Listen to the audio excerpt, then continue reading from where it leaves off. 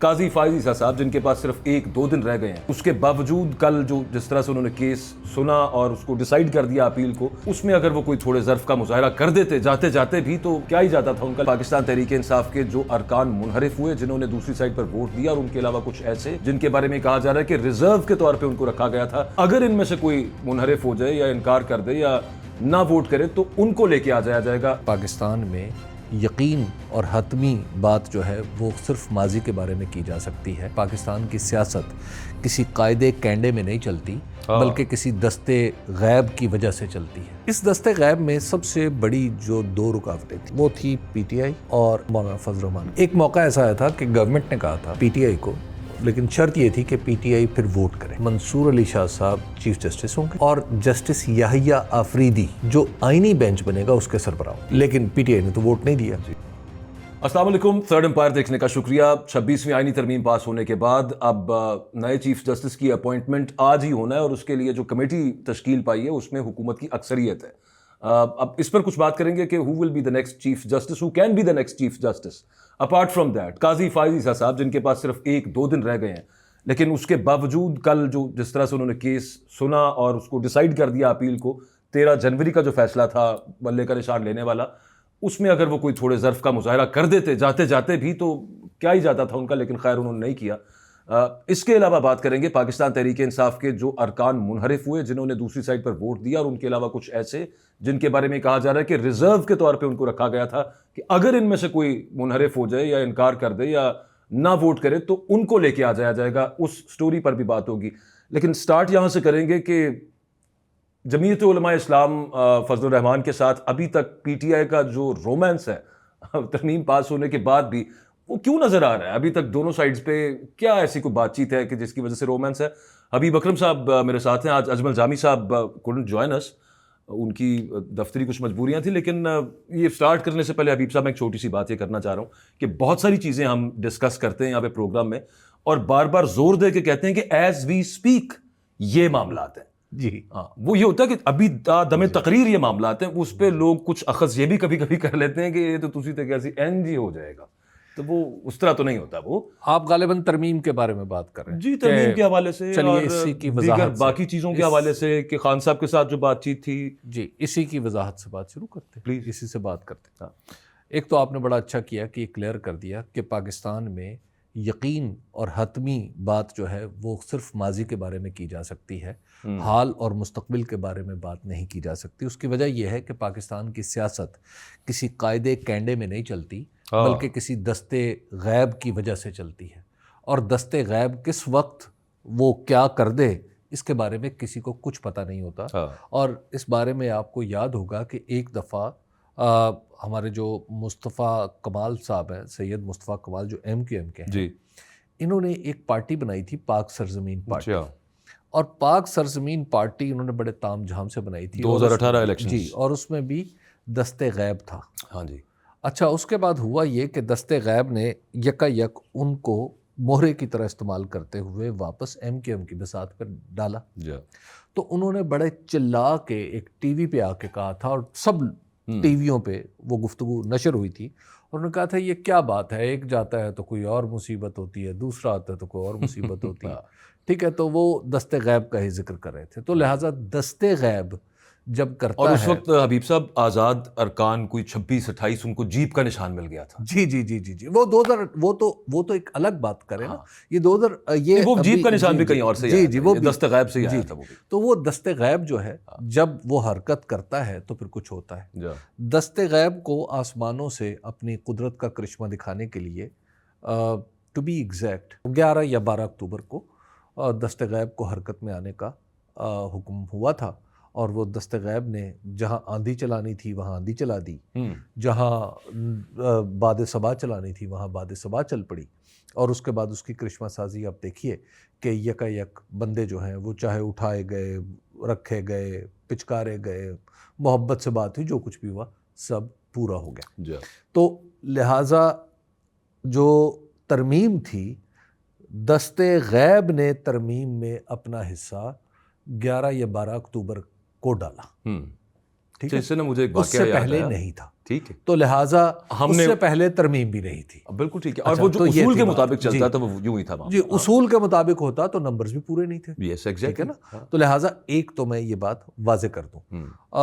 دوسری بات اس میں جو ہے کہ اب یہاں سے آنورڈ کیا ہونا ہے، اس پہ بات کرنے سے پہلے تھوڑا سا مزید اب اس دست غیب کے بعد اور درمیانی صورتحال پہ آتے ہیں.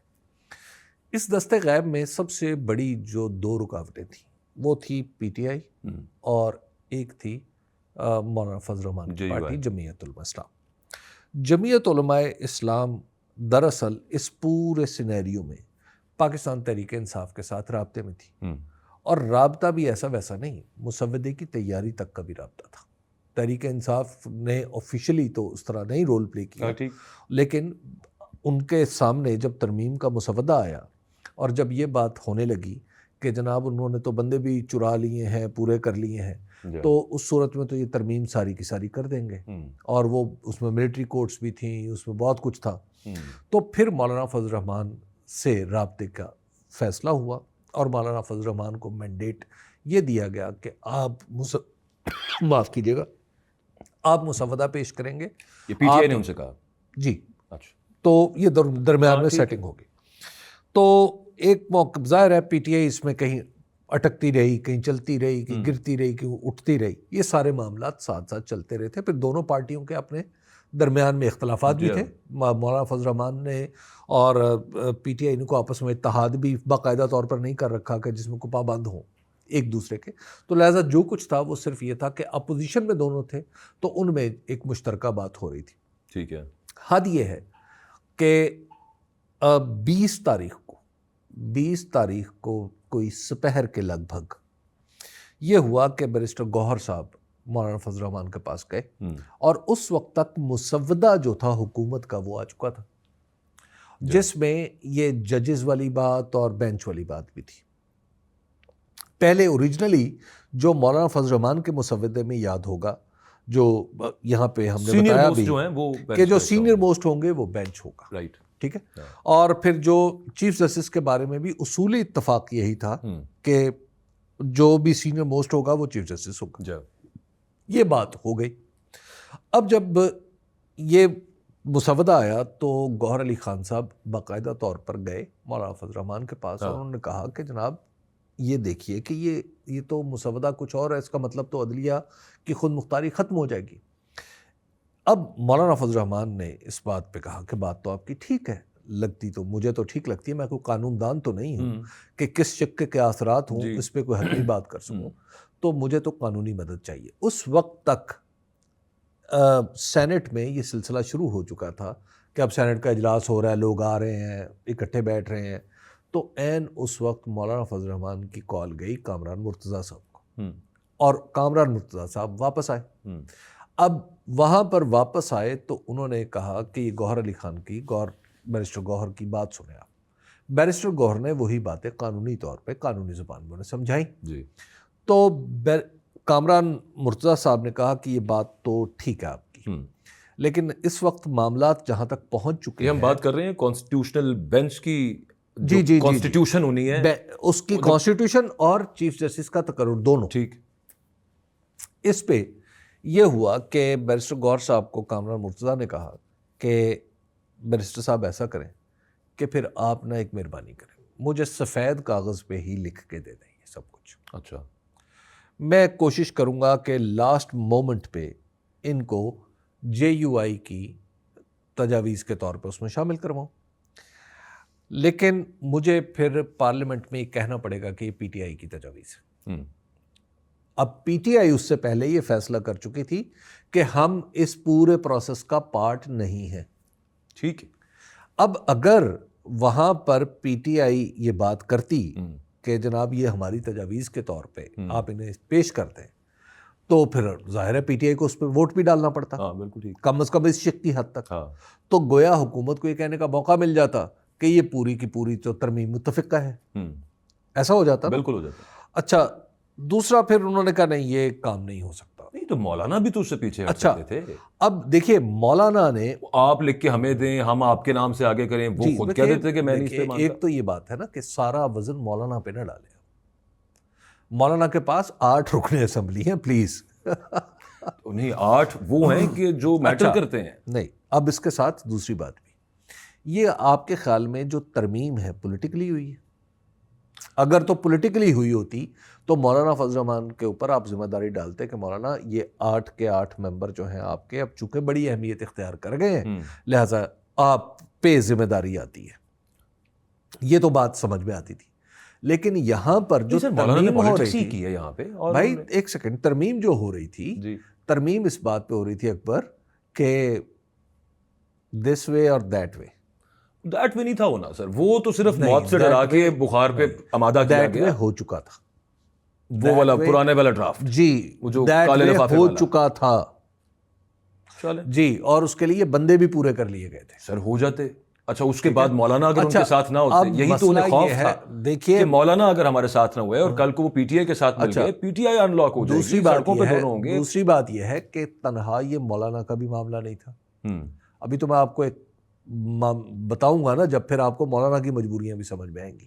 مولانا کی مجبوریاں, اچھا جی مولانا کی بھی مجبوریاں تھیں. اب مولانا فضل الرحمان کے سامنے بھی یہ آپشن تھی کہ اچھا دس وے اور دیٹ وے.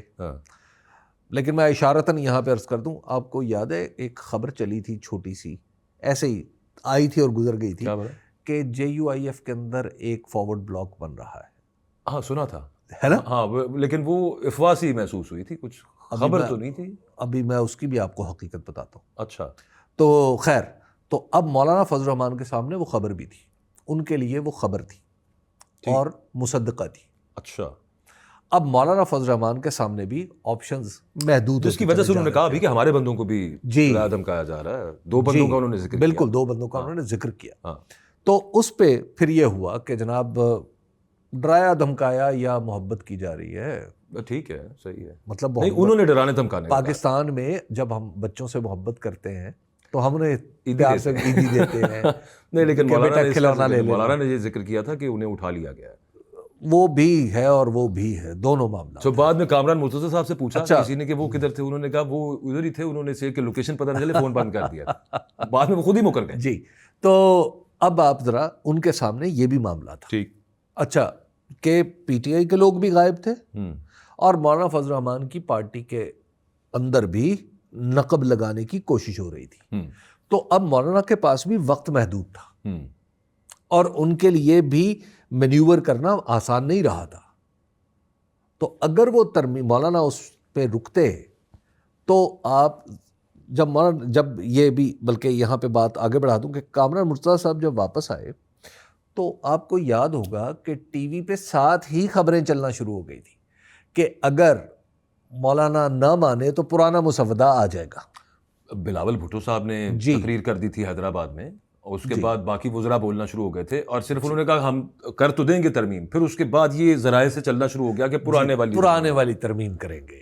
ٹھیک ہے نا. تو اب جو مینیور کرنے کا معاملہ جو تھا, وہ مینیور کرنے کی جو صلاحیت تھی وہ محدود ہو گئی تھی. ٹھیک. اور کیونکہ دستے کرشمہ ساز جو ہے وہ بڑا طاقتور ہے, وہ اگر آپ کی کلائی پکڑ لے تو آپ کے لیے چھڑوانا مشکل ہے بھائی, بلکہ شاید محال ہے. تو اس وجہ سے اس پورے معاملے کو آپ اس طرح دیکھیں کہ مولانا فضل الرحمان نے بہت ساری ایسی چیزیں, وہ جن کو کہتے ہیں نا کالا ناگ, اس کے دانت نکالنے کی مولانا نے پوری کوشش کی, اور جس حد تک بھی کمزور کیا تو انہوں نے کیا. میں سر آپ سے تو یہ تھی صورتحال. اب آپ آئیں آگے. نہیں یہ تو میں آپ کو بتا رہا ہوں, یہ اتفاق و اختلاف کی بات نہیں سر. وہ ڈرا کے انہوں نے دیکھیں, اب ڈرانے پہ آ جائیں. یہ آپ نہیں اس سے مسودے سے ڈرا کے کہ یہ بھی کر دیں گے, یہ بھی کر دیں گے, یہ بھی کر دیں گے. آج ICJ نے یہ ریجیکٹ کر دیا. انہوں نے کہا it's a big blow to judicial independence in Pakistan. Judiciary تو اب رہی نہیں اس کے بعد, تو اس کو یہ ایک محکمہ کہیں. سر وہ والا معاملہ ہوتا تو اس کے بعد پھر اور طرح کی آؤٹ رائٹ دیکھیے, اس سے پہلے تو پاکستان کے الیکشن کے بارے میں بھی انٹرنیشنلی کچھ کہا جا چکا ہے نا. صورتحال آپ یہ سمجھیے کہ مولانا فضل الرحمان راستہ نکال رہے تھے کہ جہاں تک ممکن ہو سکے اس ماحول میں, کہ ایک طرف دستے کرشمہ ساز تھے, جو راستہ وہ چاہتے تھے وہ راستہ نکل آیا. جو راستہ جب تک عمران خان اور تحریک انصاف کے کارکنان کا ملٹری کورٹ میں ٹرائل سپریم کورٹ سے جب جو ختم ہو چکا ہے وہ ریویو میں بھی ختم نہیں ہوتا, مجھے تو اس بات پر یقین نہیں آیا. خیر آگے چلیں, میں ابھی اس پہ بھی بات کریں گے. دیکھیے یہ بہت ساری چیزیں ہیں جو ابھی اس میں امکانات تو بے پناہ موجود ہیں. جی ہاں، یہ آپ کی بات غلط نہیں ہے. اس لوپ ہول کی اچھا، وجہ سے. اب ہوا کیا، مولانا فضل الرحمان صاحب کے، ان کی پارٹی کے ایک شخص نے ایک سینیٹر کو فون کیا، پاکستان تحریک انصاف کے. ٹھیک. انہوں نے ایک رقم کوٹ کی. انہوں نے کہا کہ اتنے پیسے مل رہے ہیں تو آپ بھی لے لیں. اچھا. تو انہوں نے کہا کہ میرا مذہب مجھے اجازت نہیں دیتا. انہوں نے کہا یار کمال کرتے ہیں آپ، اس میں مذہبی معاملات کو بیچ میں لے آئے ہیں. تو انہوں نے کہا کہ یار دیکھیے میں دنیا داری جو بھی ہے لیکن میں ہوں ایک مذہبی آدمی، اگرچہ مسلمان نہیں ہوں، سکھ ہوں. اچھا جی. میں بیچ میں ویسے کہنے لگا تھا کہ مذہب تو ساروں کا وہی ہے، اجازت تو کسی کو بھی نہیں دیتا مذہب. آپ نے جی. تو انہوں نے کہا میں سکھ ہوں. اب آپ کو نام بھی سمجھ آ گئی ہوگی. نام ان کا ہے گردیپ سنگھ. اب گردیپ سنگھ صاحب کو 1 ارب روپے کی آفر بعنوان شائستہ پہنچائی گئی. تو انہوں نے کہا بھائی میں تو نہیں چل سکتا. اور پھر مجھے اب خیال آ رہا ہے کہ یہ کتنے کمال ہمارے جو سکھ بھائی ہیں، یہ بھی کتنے، آپ کو یاد ہے سردار سورن سنگھ؟ جی. سردار سورن سنگھ جو بعد میں قتل کر دیے گئے. سردار سورن سنگھ صاحب کو سینٹ کے الیکشن میں کئی کروڑ روپے کی آفر ہوئی تھی. انہوں نے کہا بھائی میں نہیں کر سکتا. چلے ہمارے بھائیوں نے تو لے لیا نا یہ پی ٹی آئی کے جتنے چیزوں نے ووٹ دیا ہے جنہوں نے. اچھا اس کے بعد نہیں، یہ پرانی بات ہے، یہ سینٹ. نہیں میں ابھی کی بات کر رہا ہوں. اور سردار سورن سنگھ عمران خان کے بڑے قریب تھے اسی اپنی دیانتداری کی وجہ سے. پھر مہندر سنگھ کو یہاں پہ آفر ہوئی کہ جناب آپ ایسا کریں کہ آپ حمزہ شہباز شریف کو ووٹ دے دیں پنجاب اسمبلی میں، یاد ہے؟ جی. تو انہوں نے کہا جی نہیں، وہ میں تو نہیں دے سکتا. انہوں نے کہا جو حکم کریں ہم بتاتے ہیں، ہم آپ کی خدمت کرتے ہیں. انہوں نے کہا نہیں مجھ سے نہیں ہوتی. تو انہوں نے اپنی وہ جو ان کے گرو گرنتھ صاحب سے انہوں نے ایک اشلوک پڑھا. انہوں نے ایک بیت پڑھ کے بتایا کہ جناب میرے بس کا روگ نہیں ہے. اور اس کے بعد پھر انہیں دوبارہ آفر ہوئی. انہوں نے کہا پرویز الہی کو اعتماد کا ووٹ نہ دیں، اس پہ ہی سودا کر لیں. تو دیکھیے بہت سارے لوگ ہیں جو نہیں بھی بکے، لیکن بکنے کے امکانات تو پیدا ہو چکے تھے نا. تو لہٰذا آپ یہ دیکھیے کہ سانپ کے یا شیر کے منہ سے، یا شیر کا منہ سے تو نہیں، بھیڑیوں کے غول سے جتنا کچھ بچا کے مولانا لا پائے وہ یہ تھا. اور اس میں پاکستان تحریک انصاف نے بھی اپنا کردار ادا کیا. تو اب یہاں سے آگے بات کہیں اور چلے گی. اب وہ دوسرے مراحل ہیں جو شروع ہو جائیں گے. اب وہ دوسری سائڈ والے کہتے ہیں کہ یہ تو ابھی 26ویں آئینی ترمیم ہوئی ہے، اب تو راستہ ہمیں کھل گیا ہے، پتہ بھی ہے سب. اب تو اگر اس سے کام نہ بنا، پوائنٹ ٹو بی نوٹڈ، کام نہ بننے سے مراد عمران خان کو کنٹین کرنا ہے. عمران خان کو کیونکہ کسی بھی ایسے کیس میں وہ جیل میں نہیں ہے جس میں ان کی ضمانت نہیں ہے یا کوئی معاملہ نہیں، وہ تو زبردستی ان کو he's been incarcerated in jail. Pakistan کی قانون کی کتابوں میں کوئی ایک لفظ ایسا نہیں ہے جس کو آپ پڑھیں، جس کا اطلاق کریں اور عمران خان کو سزا دے سکیں. ایبسلیوٹلی. تو وہ اگر وہ جو کہتے ہیں کہ مقصد ابھی بھی اگر پورا نہ ہوا، مقصد یہ ہے کہ ملٹری کورٹ بھیجیں. پھر یہاں پہ تو ہم کتنا کنٹرول کر لیں گے، آگے منصور علی شاہ آ جائیں گے یا جسٹس شاہجہاں آ جائیں گے، اور جو بھی آئے گا نا وہ قاضی فائز عیسیٰ سے بہتر ہی ہوگا. امید تو یہی ہے. دیکھیے جو 27ویں کر لیں، وہ کہتے ہیں پھر 28ویں کر لیں، 28ویں کریں گے، پھر اس کے بعد 35ویں کر لیں. یہ کوشچن تو رہا ہی نہیں. پھر مولانا کو کھڑا ہونا پڑے گا. میرا کوشچن یہ ہے، اب یوں نہیں چل سکتا معاملات. آدھا راستہ مولانا نے دے دیا ہے. ایک تو یہ ہے کہ پی ٹی آئی کو اپنی لڑائی خود لڑنی، مولانا کے کندھوں پہ نہیں چلنا. چلیں ٹھیک ہے، ٹھیک ہے. مولانا کو کی اپنی رومانس ختم کریں نا. میں تو یہ کہہ رہا ہوں مولانا کی اپنی پالیٹکس ہے، اور پالیٹکس میں راستہ جہاں تک ساتھ چلتا ہے ساتھ چل پڑتے ہیں، اگر جہاں جدا ہوتا ہے وہاں جدا ہو جائیں گے. تو اس میں پی ٹی آئی ہو تو پی ٹی آئی کو اپنی لڑائی خود لڑنی ہے. بالکل خود لڑنی. آپ نے کسی دوسرے کے کندھے پہ رکھ کے بندوق نہیں چلانی. ہاں دوسروں کو ساتھ مل جائے تو فبہا. اچھا اس میں ایک اور چیز جو ترمیم میں بہت سارے ناگ جو تھے نا، اس میں ایک سانپ جو ہے وہ ایم کیو نے بھی کچلا تھا. اچھا آپ ذرا تصور کریں، مطلب حیرت کی بات. آپ کو حیرت کہہ درویش ایم کیو نے بھی یہ کام کرنا تھا. مطلب کیسے؟ انہوں نے جو ترمیم آئی تھی وہ سیاہ رات کو سیاہ لفافے میں، سیاہ گاڑی میں. اس ترمیم میں ایک چیز تھی کہ سروسز چیف کو اگر ڈسمس کرنا ہے یا ان کو ایکسٹینڈ کرنا ہے، وہ کمیٹی کے تھرو نہیں، وہ پارلیمنٹ میں ایک کمیٹی بنے گی اور پارلیمنٹ کے اپوزیشن اور حکومت برابر ہوگی، تو لہٰذا اس میں آپ اب جو بھی وہ فیصلہ کرے گی وہ چل پڑے گا.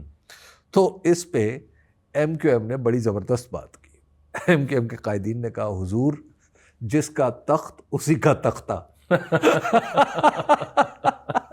کہ جناب یہ فیصلہ اگر آپ تخت پہ آپ بیٹھے ہیں نا تو پھر اگر تختہ بھی آپ ہی کا ہوگا تو اس کی ذمہ داری آپ ہم غریبوں پہ نہ ڈالیں. اچھا، دوسری ایک ترمیم جو ملٹری کورٹس والی تھی نا، اس میں یہ بات اسپیسیفکلی لکھی جا رہی تھی کہ تنصیبات جو ہیں، جو بھی انسٹالیشنز ہیں، یہ جو گھر ور ہے یا کوئی عمارت ہے، اس کے اوپر اگر کوئی حملہ ہو گیا ہے تو وہ ڈائریکٹ ملٹری کورٹ کا کیس بنا دیا جائے. تو ایم کیو ایم نے اس پہ بھی اپنا لجاجت سے اپنا کام نکالا. وہ بھگت چکے ہیں نا ایکچولی. جی، ایم کیو ایم نے کہا کہ جناب یہ نہ کریں. پولیٹیکل پارٹی، پولیٹیکل ورکر بالکل ایک مختلف انداز میں جاتا ہے، وہ چیز کو برباد کرنے نہیں جاتا. دہشت گرد جو ہیں وہ بھی تو جی ایچ کیو میں گھس گئے تھے نا، تو ان کے اوپر تو بالکل ٹھیک بات ہے، لیکن بجائے اس کے کہ لوگ جو دروازے پہ احتجاج کر رہے ہیں یا کہیں بے قابو ہو کے چھوٹا موٹا انہوں نے کر دیا ہے، تو ان پہ اس بات کا اطلاق ہو گیا. ملٹری کورٹ سے ریلیٹڈ آرٹیکل میں ڈائریکٹ ترمیم کا معاملہ. اگر وہ ادر وے راؤنڈ، وہ جو سرگودا بائی پاس ہے نا، وہ شہر کو کراس کر کے ادھر سے نکل جائیں آپ، تو وہ ادھر سے نکل گئے ہیں، وہ اب وہاں سے لے کے آ کے بینچ کے تھرو بالکل ہے. یہ تو ہے سر. ایک تو یہ بات سمجھیے کہ آپ آج کی تاریخ میں جو آپ کی کانسٹیٹیوشنل صورتحال ہے اس میں عدلیہ کا مطلب معروف معنوں میں جوڈیشری نہیں ہے. عدلیہ کا مطلب ایک ایسا محکمہ ہے جو حکومت کے ماتحت ہے. اب ایز وی اسپیک ناؤ ٹھیک ہے. تو اب آپ یہ نہ سمجھے کہ عدلیہ جو ہے وہ کوئی کام ایسا کر دے گی یا عدلیہ کے اندر کچھ ایسا ہوگا کہ جس پہ آپ کو، یعنی آپ سمجھتے ہیں کہ اس طرف بھی جا سکتا ہے، اس طرف بھی جا سکتا ہے. یہی تو میں عرض کر رہا ہوں. آپ دیکھیے پھر ایم کیو ایم نے کیا روکیا، ہم ان کو کس چیز کا کریڈٹ دیں؟ اگر انہوں نے دوسرا راستہ دے دیا، ہم مولانا فضل الرحمان کو کس چیز کا کریڈٹ دیا جائے کہ انہوں نے یہاں سے راستہ روک لیا؟ وہ راستے گھوم پھر کے تو وہیں پہ نکال لیے نا انہوں نے، اور ووٹ انہوں نے اس حق میں. آپ ان سے اتنی ہی توقع رکھیں جتنے کو ان کی اسٹرینتھ ہے. میں بھی ایگزیکٹلی یہی کہہ رہا ہوں کہ بس اتنی رکھنی چاہیے. اتنی رکھنی چاہیے. یہ کیا کر سکتے ہیں سر آگے؟ آپ جیسے آپ نے کہا کہ اٹس، اور اس میں کوئی شک نہیں ہے، it's their war, they will have to fight it. Ali Amin Gandapur صاحب نے اسپیچ کر دی کل کہ یہ نظریات کی لڑائی ہے، آخر تک لڑیں گے. کیا لڑنا ہے آپ اس کے بعد، اور کیا آپ کے خیال میں ان کی اسٹریٹجی ہوگی؟ دیکھیے، اس میں سب سے پہلا کام یہ ہے کہ جو مجھے لگ رہا ہے جو یہ کرنے والے ہیں وہ یہ ہے کہ پہلے جتنے بھی احتجاج ہو رہے تھے نا وہ آن دا اسپر آف دا مومنٹ ہوتے تھے. ایک آپ ان کی ذرا کیفیت دیکھیں تو لمحاتی سی لگتی ہے آپ کو. نی جرک ریئیکشنز، یہ ہو گیا تو ہم یہ کرنے لگے، یہ ہو گیا یہ کرنے. تو ایک تو یہ ہے کہ اس وقت وہ نہیں ہے. اس وقت کچھ بھی نہیں ہے. جی، اس وقت نی جرک ریئیکشن نہیں دیا جا رہا. بڑا آسان تھا پی ٹی آئی کے لیے، اور اگر لوگوں کو کسی ایک لمحے میں کوئی پارٹی نکال سکتی ہے تو وہ پی ٹی آئی ہے. چاہے وہ نشانی کے طور پہ ہی، پورے پاکستان میں چھوٹے چھوٹے مظاہرے تو بہت کچھ ہو سکتے تھے نا.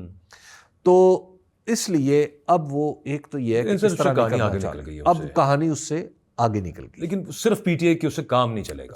نہیں، وہ صرف پی ٹی آئی اگر مسٹر اپ کر لے اور لوگوں کو کینوسنگ کر کے اکٹھا کرے یا جو بھی کرے، اس سے کام نہیں چلے گا. اس سے آگے راجہ صاحب اس سے آگے کچھ میں کل بلکہ اس سے آگے کچھ ہوگا. جی ایگزیکٹلی، اس سے آگے کی آپ کو امید ہے؟ ہاں، اب امید نہیں، امکانات ہیں. تو پولیٹیکل پارٹی کا کام ہے. نہیں ہے نا امید ابھی تو کشتے ویراں سے. نہیں، میری کشتے ویراں کیا ہے، تو عمران خان صاحب کی جو بھی ہے کھیتی انہی کی ہے نا. تو دیکھیے، اب پاکستان تحریک انصاف کافی دوسرے موڈ میں جا رہی ہے. وہ دوسرا موڈ یہ ہے کہ آپ جو بھی آپ نے کرنا ہے پھر اس کے پیچھے اپنی سپلائی لائن بھی آپ ٹھیک کر لیں. آپ نے آگے جا کے کہیں بیٹھنا ہے، اٹھنا ہے، سونا ہے، جاگنا ہے، تو سارے کام آپ ٹھیک کر لیں. ٹھیک. تو اس حوالے سے کافی باریک بینی سے اور جزیات کے ساتھ وہ پلاننگ کر رہے ہیں. اچھا. جی. تو وہ کسی بھی وقت آپ کو کوئی خبر مل سکتی ہے. اور یہ ایسا نہیں ہے کہ حکومت اس سے کوئی ڈر کے بیٹھی ہوئی ہے، اس سے حکومت غافل ہے. حکومت کا ڈر آپ کو نظر آئے گا جو کل قانون سازی پنجاب میں ہوئی. پنجاب میں تمام ڈپٹی کمشنروں کو یہ اختیار دے دیا گیا ہے کہ اگر وہ سمجھیں یعنی اگر وہ سمجھیں تو 30 دن کے لیے 144 لگا دیں. وہی انگریز دور والا معاملہ ہو گیا نا ٹوٹل. تو یہ اس طرح یہ تو کم از کم ہو سکتا ہے کہ مطلب پاکستان تحریک انصاف کی جو لیڈرشپ ہے 2 چیزیں ہو سکتی ہیں. خان صاحب تو کسی طور پہ بھی جو ہے نا وہ بینڈ ہونے کو تیار نہیں ہے، فلیکسیبل ہونے کو تیار نہیں ہے. اب وہی ڈزنٹ وانٹ اے ڈیل، اس بات یہ تو سب کو پتہ ہے. وہ ہی wants to just smash out with it کہ میں بس اس طرح سے ہو جائے. اچھا وہ نہیں ہوگا معاملہ تو دوسری طرف سے یا تو وہ والا کر لینا کہ وہ ٹویٹر خاموش ہو گئے ہیں، وہ چپ کر کے بیٹھ گئے ہیں، پس پردہ کچھ معاملہ چل رہے ہیں وہ بھی نہیں چل رہے. اگر آپ نے مزاحمت کی راہ اختیار کی ہوئی ہے تو پھر اس کے کچھ طریقے ہوتے ہیں. یہ تو نہیں ہوتا کہ آپ وہاں سے ڈی چوک تک آئے ہیں، ادھر سے آپ نکل کے کھبے نکل گئے، پھر اس کے بعد آپ 12 ضلع کراس کر کے ادھر پہنچ گئے، ادھر ڈوبے ادھر نکلے، آپ کا پتہ ہی کوئی نہیں چلا. ترمیم ہونے سے پہلے صورتحال کچھ اور تھی، ترمیم ہونے کے بعد صورتحال کچھ اور. اس کی وجہ یہ ہے کہ ترمیم ہونے سے پہلے بہت ساری توقعات عدلیہ سے وابستہ تھی کہ عدلیہ میں سسٹم چل رہا ہے. قاضی فائز عیسیٰ صاحب جو ہیں وہ پی ٹی آئی کے بارے میں، پی ٹی آئی تو کہتی ہے کہ وہ متعصب ہیں، اور حامد خان صاحب نے تو بالکل منہ پہ ہی کہہ دیا ان کے سامنے کہ جناب آپ تو ایک متعصب جج ہیں. تو لہٰذا ایسی صورت میں وہاں پہ توقع موجود تھی. اب وہ توقع نہیں رہی. دیکھیے جب تک توقع رہتی ہے نا، جب تک امید قائم رہتی ہے اداروں سے، صبر بھی رہتا ہے، تو صبر بھی رہتا ہے. جب اداروں سے بالخصوص عدلیہ جیسے اداروں سے امید ٹوٹتی ہے تو پھر صبر قائم نہیں رہتا.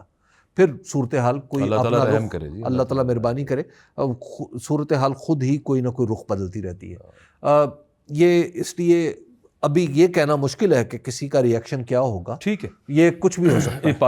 پاکستان کے ساتھ ہی حالت جنگ میں ہے ابھی تو یہ بھی نہیں کہا جا سکتا نا حتمی طور پہ کہ خود عدلیہ کے اندر کیا صورتحال ہے. اچھا سر، یہ تو ہو گئی ایک too good to be true situation کہ کاش یوں ہو جائے، تو یہ تو نہیں ہونے لگا. لیکن یہ جو ساری گفتگو اور آپس میں کہوں گا ڈیلنگ جو چل رہی تھی جے یو آئی کی پی ایم ایل این کے ساتھ یا گورنمنٹ کے ساتھ اور پی ٹی آئی اس کے اندر، اس میں بھی تو کچھ بات چیت ہوئی ہے کہ who will be the next chief justice کو وعدہ وعید سنا گیا. ویسے میں آپ کی داد دیتا ہوں کہ آپ نے جرنلسٹکلی بالکل درست سوال اٹھایا. بالکل ایسا ہوا تھا، جو میری معلومات ہیں ان کے مطابق ایسا ہوا تھا. ایک موقع ایسا آیا تھا کہ گورنمنٹ نے کہا تھا معاف کیجیے گا، گورنمنٹ نے یہ کہا تھا پی ٹی آئی کو، لیکن شرط یہ تھی کہ پی ٹی آئی پھر ووٹ کرے. ٹھیک. اس میں یہ کہہ رہے تھے کہ منصور علی شاہ صاحب چیف جسٹس ہوں گے اور جسٹس یحییٰ آفریدی جو آئینی بینچ بنے گا اس کے سربراہ ہوں گے. حکومت مان گئی؟ جی حکومت یہ مان گئی تھی پی ٹی آئی کے ساتھ. جی پی ٹی آئی کے ساتھ آن ٹرمز کہ آپ پھر ووٹ بھی دیں. جی شرط یہ تھی کہ آپ ووٹ بھی دیں. تو وہ تو انہوں نے دیا، لیکن پی ٹی آئی نے تو ووٹ نہیں دیا. جی. پھر مولانا فضل الرحمان نے بھی یہ سوال اٹھایا کہ جناب آئندہ چیف جسٹس کون ہوگا. مولانا فضل الرحمان کا کچھ زیادہ انٹرسٹ نہیں ہوتا، ظاہر ہے کہیں سوال اٹھ گیا ہوگا، کسی دوسرے نے کر دیا ہوگا. تو انہوں نے وہاں پہ انہوں نے کہا جی اس پہ بھی ہم سوچتے ہیں کرتے ہیں.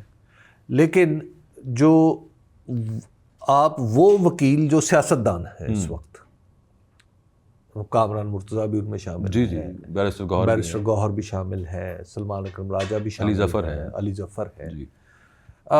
ان وکلاء جو سیاسی رہنما ہیں ان کے درمیان کوئی ایک کنسنسس کی بات، ایک اس طرح کا تاثر پیدا ہوا کہ انہوں نے آپس میں جو گفتگو کی کہ جسٹس منصور علی شاہ صاحب ہی چوائس ہوں گے اس پارلیمانی کمیٹی کی جو بنے گی.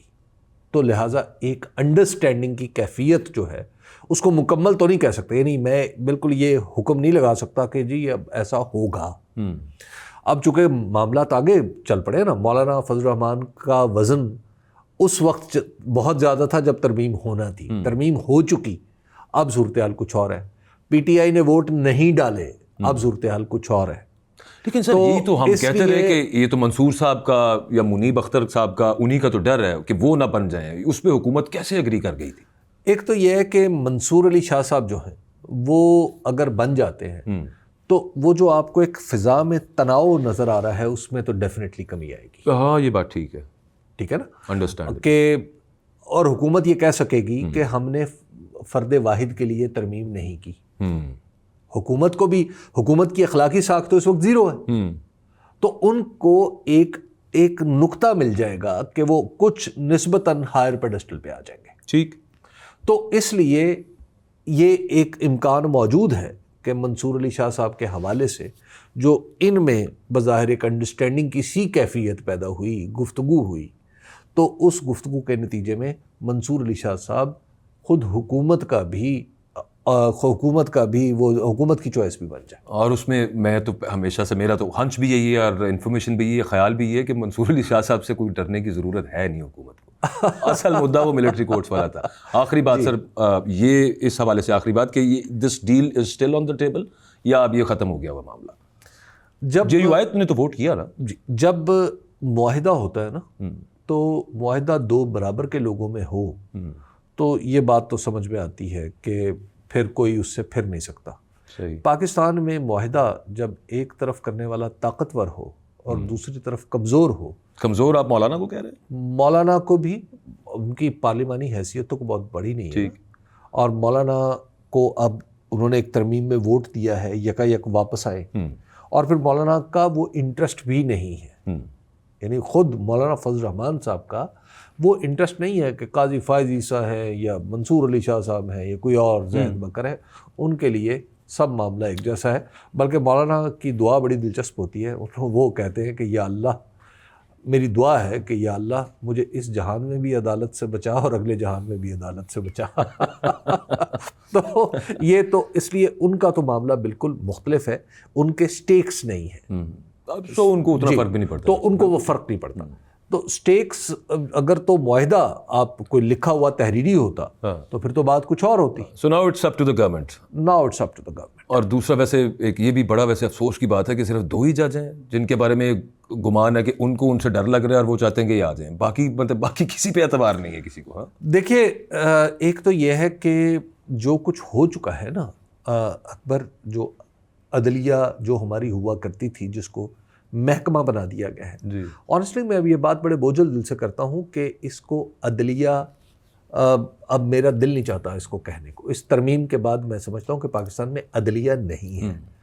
لیکن اگر کچھ لوگ آ جائیں, کچھ اچھے لوگ آ جائیں, تو وہ بہت ساری سختیوں میں بھی راستہ نکال لیتے ہیں. انسانی حقوق کا, لبرٹیز کا. ٹھیک بات. ضیاء الحق کے, جنرل ضیاء الحق کے دور میں بھی عدالتوں نے راستے نکالے تھے. ٹھیک بات ہے.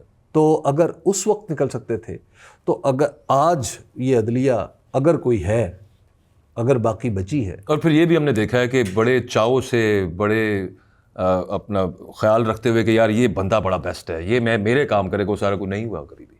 بہت دفعہ ایسے ہوا, الٹ گیا, بہت دفعہ ایسا ہوا کہ معاملہ الٹ گیا ہے.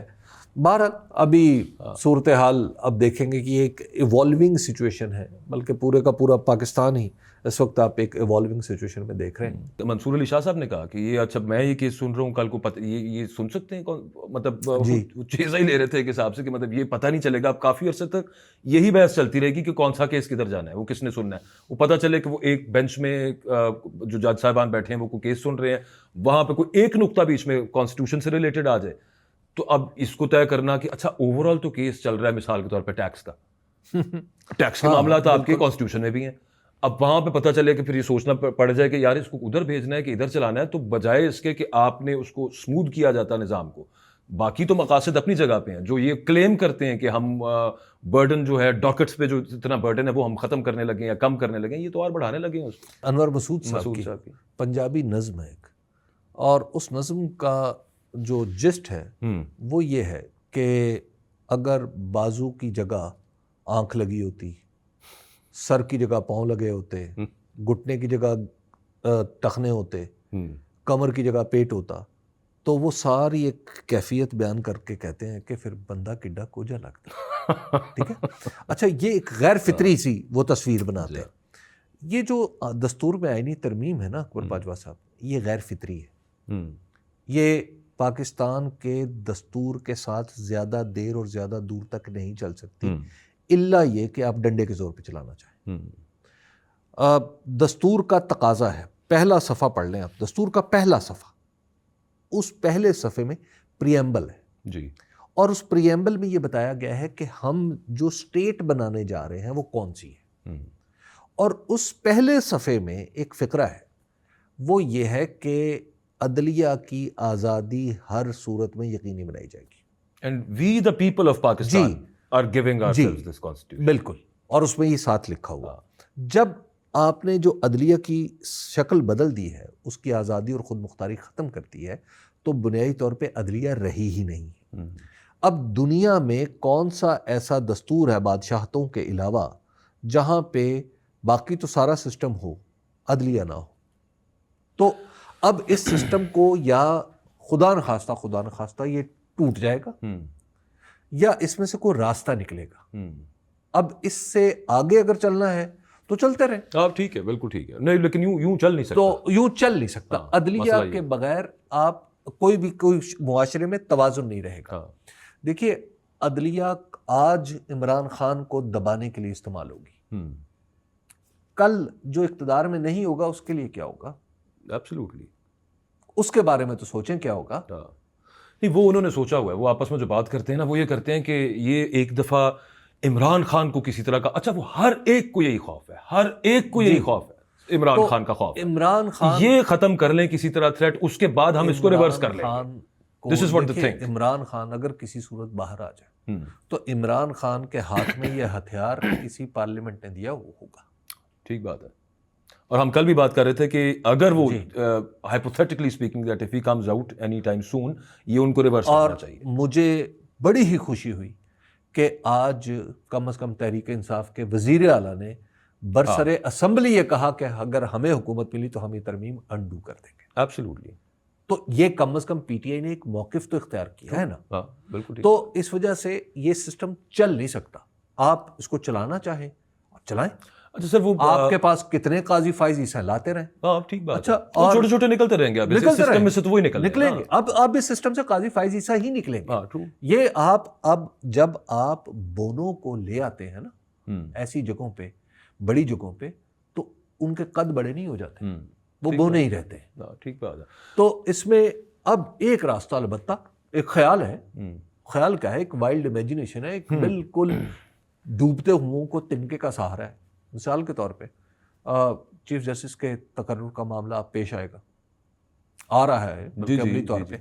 جب چیف جسٹس کے تقرر کا معاملہ پیش آئے گا تو 3 نام اس کمیٹی کے سامنے آئیں گے. جی، منصور علی شاہ صاحب، منیب اختر صاحب اور جسٹس یحییٰ آفریدی. جو اب آئین یہ کہتا ہے کہ جناب اگر تو کسی آدمی نے انکار کیا، فرض کیا منصور علی شاہ صاحب کے احترام میں اگلا آدمی انکار کر دیتا ہے تو بات اس سے اگلے پہ چلی جائے گی. جی، وہ اگلا بھی کر دیتا ہے تو آگے سے آگے چلتی رہے گی. تو کم از کم جج صاحبان ایک دفعہ یہ ثابت کر دیں کہ انہیں اپنی آزادی اور خود مختاری اور پرنسپل آف لاء سے کسی درجے میں کوئی لگاؤ موجود ہے، کوئی ان کی لگن کا اور ان کے نظریات کا حصہ ہے.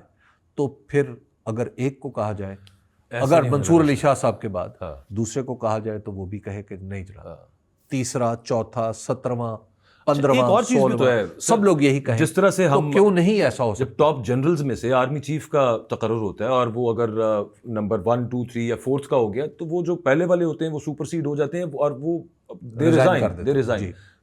یہاں پہ بھی کچھ اس طرح کی صورتحال پھر بن سکتی ہے. ہو جائے تو کیا ہے، بن جائے. مثلاً یہ ہے کہ بڑے ریزائن کر دیں. ریزائن تو پھر ایک قسم کا ڈیفیٹ ہی ہے. بٹ سینیورٹی تو ہے. ایک سیکنڈ، یہ جو پاکستان کے اندر نا بہت سارے لوگ نا، آپ نے بھی آج وہی غلطی کی ہے. آپ جکسٹا پوز کر دیتے ہیں چیزوں کو، برابر رکھ آپس میں کرنے کی کوشش کرتے ہیں کہ جو برابر نہیں برابر رہی ہیں. بڑا عرصہ سے تھیوریٹیکلی نہیں، وہ تو بڑے ہیں. فوج کا پاکستان کی سیاست میں کردار رہا ہے، اس میں کون سی چھپانے والی بات ہے. لیکن تھیوریٹیکلی اسپیکنگ اپنا آرگومنٹ کریکٹ رکھیں. تھیوریٹیکلی اسپیکنگ فوج ایک ماتحت ادارہ ہے. ہاں، یہ بات. عدلیہ ایک خود مختار ادارہ ہے. ٹرو، ایبسلیوٹلی، بالکل. اس لیے وہ چیزیں جو فوج پہ اپلائی ہوتی ہیں وہ عدلیہ پر نہیں ہوتی. بالکل ٹھیک ہے. فوج کا ہر سپاہی ایک کمانڈ کا منتظر رہتا ہے جی. اور عدالت کا ہر جج اپنی ذات میں مکمل خود مختار. They are all equal. جی دے آر آل ایکول. فیصلہ ان کا ایک جیسا ویٹیج رکھتا ہے. جی ایک جیسا ویٹیج رکھتا ہے. تو اس لیے آپ اورنجز اور ایپلز میں فرق ذرا کریں. نہیں ٹھیک ہے. وہ اصل میں چونکہ ان کا ہمیشہ وہ ایک کلیوژن رہا ہے نا ججز اینڈ جنرلز. جو کچھ بھی رہا ہو تھیوریٹیکلی جب آپ بات کر رہے ہوں تو اس کی وجہ ہے. مجھے اب ایسا لگتا ہے بعض اوقات کہ ہمارے جو نوجوان بچے ہیں وہ خاص طور پر بعض اوقات مذاق میں کہی ہوئی بات کو بھی سچ سمجھ جاتے ہیں. جی یہ ہے. ہاں تو اس لیے یہ بات واضح کرنی چاہیے. کل آپ نے میری توجہ دلائی تھی. ہاں جی یہ بات ٹھیک ہے. وہ مذاق میں بات کی ہو اور مطلب اس کا ایک کانٹیکسٹ ہے ایک چیز کا, اور پھر لوگ اس کو آؤٹ آف کانٹیکسٹ نکال کے کر دیں تو وہ اس پہ بندہ. لیکن خیر سر میرا یہ خیال ہے کہ اس پہ آپ بھی آئندہ احتیاط کریں, مذاق میں نہ بات کیا کریں. بچے تھوڑے سے جو ہے نا پریشان ہو جاتے ہیں, ان کو وہ کچھ اور ہی سمجھنا شروع ہو جاتے ہیں. جاتے جاتے صرف سر آخری بات, ایک تو ہم نے بات کی, آپ نے بتایا کہ ہماری سکھ کمیونٹی سے تعلق رکھنے والے گردیپ سنگھ صاحب, انہوں نے 1 ارب روپیہ ٹھکرا دیا یہ پی ٹی آئی کی. اچھا ان میں سے یہ جتنوں نے ووٹ دیا ہے نا, یہ میں آپ سے عرض کرتا ہوں کہ یہ وہ نہیں ہے کہ جن کی ماں بہن یا کوئی بچے اٹھائے گئے یا کوئی ان کے کاروبار تباہ کیے گئے. یہ پیسے لے کے ووٹ دیا ہے انہوں نے. چلیے انہوں نے پیسے لے کے ووٹ دیا, اور ان کے علاوہ ثابت کرنا مشکل ہے. ان کے علاوہ جو گمان یہی ہے. جی گمان بھی ہے, کچھ انفارمیشن بھی ہے. مطلب ہم نہیں ثابت کر سکتے, جنہوں نے دی ہیں وہ تو شاید بتا سکتے ہیں. وہ تو بتاتے ہیں نا. وہ اسی وجہ سے کہتے تھے کہ یار پروف تو کوئی ہے نا, کوئی بدنا تو بتائیں, کون درخواست دے دے کسی تھانے میں کوئی. اس شہر میں ہوگا تو کچھ نہیں, لیکن اس شہر میں ہر شخص کا ایمان بکا ہے. قیمت مجھے معلوم ہے, تم نام بتاؤ. بالکل. زین قریشی جاتے جاتے یار امید نہیں تھی, مطلب دا وے وہ جو, خیر اس پہ کافی بات ہو چکی ہے سوشل میڈیا پہ, جس طرح سے وہ پوسٹ ہوا, اور پھر اس کے بعد مطلب شاہ محمود قریشی صاحب, I mean look at him that how persevering, how much is he persevering with یہ نظریے کے ساتھ. اور اکبر ایک بات ہمیں نا سوچنی چاہیے, ذہن میں رکھنی چاہیے. کچھ لوگ ہوتے ہیں تماشائی, جو ہم میں سے زیادہ تر لوگ ہیں, اور کچھ لوگ ہوتے ہیں جو میدان میں کھیل رہے ہیں. ٹھیک ہے. جو میدان میں کھیلنے والا ہے بعض اوقات اسے پتہ چلتا ہے کہ مقابل کے پہلوان نے جو یہ ضرب ہلکی سی لگائی ہے اس نے میری پسلی توڑ دی ہے. آپ ہر کسی سے اس عظیمت کی توقع نہیں رکھ سکتے جو جس کا مظاہرہ عمران خان کر رہے ہیں. ٹھیک بات. تو لوگوں سے غلطیاں بھی ہوں گی, لوگوں سے خطائیں بھی ہوں گی, لوگ ڈر بھی جائیں گے, سب کچھ ہوگا. اس میں یہ بات آپ ذہن میں رکھیں کہ یہ اتنا سادہ کام نہیں ہے. اور کسی نوجوان آدمی کو, کسی بھی نوجوان آدمی کو, زین ابھی نوجوان آدمی, جی جی بالکل ایسے ہی ہے, زین کو ہو سکتا ہے جو ان کی ویڈیو ہے وہ ٹرو ہو سکتا ہے وہ کسی بات سے خوف زدہ ہو. اچھا میری انفارمیشن بھی یہی ہے. ہو سکتا ہے وہ کسی بات سے بلیک میلنگ جو بھی ہے, ہو سکتا ہے وہ کسی لالچ میں آ جائے. یہ سب چیزیں جب کوئی بھی تحریک چل رہی ہوتی ہے اس میں ساتھ ساتھ چلتی ہیں. جی جو جب 1946 میں الیکشن ہوا نا, جس الیکشن کے نتیجے میں پاکستان وجود میں آیا, غالباً پاکستان کی تاریخ کا ایک ہی صاف ستھرا الیکشن تھا. خیر جو پاکستان بننے سے پہلے انگریزوں نے کرایا تھا. اس الیکشن میں ایک صاحب تھے نارووال کے, انہوں نے الیکشن جیت لیا اور مسلم لیگ کے, آل انڈیا مسلم لیگ کے ٹکٹ پر جیتا. ٹھیک. اور اس کے بعد وہ لوٹا ہو گئے, یونینسٹ پارٹی میں چلے گئے. جی. اس کے بعد وہ لوٹا جب ہو گئے تو اس علاقے کے لوگوں نے انہوں نے اس خاندان کا نام رکھ دیا غدار. اس خاندان کی ایک صاحبہ تھیں جو پنجاب اسمبلی کی رکن بنی. ابھی نہیں, ہاں اچھا پہلے. ٹھیک. اچھا پنجاب اسمبلی کی یا قومی اسمبلی کی, شاید قومی اسمبلی کی یا پنجاب کسی اسمبلی کی رکن بنی تھی. اور وقت آیا پاکستان تحریک انصاف پر, اور وہ رکن بھی تحریک انصاف کی تھی. اچھا. اور اس وقت انہوں نے بھی وہی کیا جو ان کے دادا نے کیا تھا. ٹھیک میں ہے. آپ کا پوائنٹ اچھا تو بعض اوقات اب سرشت میں ہوتی ہیں کچھ بعض اوقات چیزیں سرشت میں چلی جاتی ہیں, اس پہ بندے کا شاید خود بھی کنٹرول نہیں ہوتا. ٹھیک ٹھیک. آئی ہوپ اتنی بات کافی تھی, بہترین بات کی ہے. بہت شکریہ جی, آپ نے تھرڈ امپائر دیکھا. انشاءاللہ پھر آپ سے ملاقات ہوگی. اللہ حافظ.